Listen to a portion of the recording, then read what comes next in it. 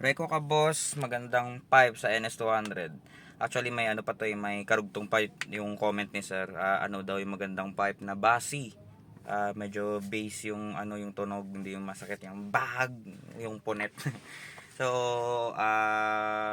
para sa akin po, ang mai-recommend ko is yung budget meal. Stick ako doon sa budget meal. Yoshimura na Alpha. Yun, Yoshimura na Alpha. At basta tip ko lang, pag nagpalit ka ng ano ng muffler exhaust ng NS200,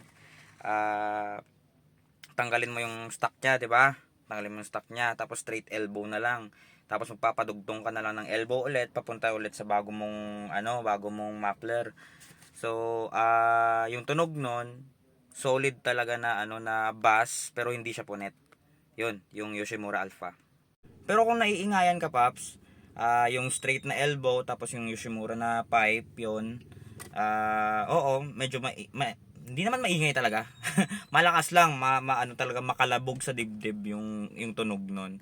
Pero kung gusto mo ano, medyo silent ng konti, kabit mo lang yung ano mo, kabit mo yung stock muffler mo, tapos padugtungan mo yung ano, yung stock na muffler ng NS200, tapos padugtungan mo ng elbow ulit papunta sa bago mong muffler. Yun. So bali yun lang guys. Thank you.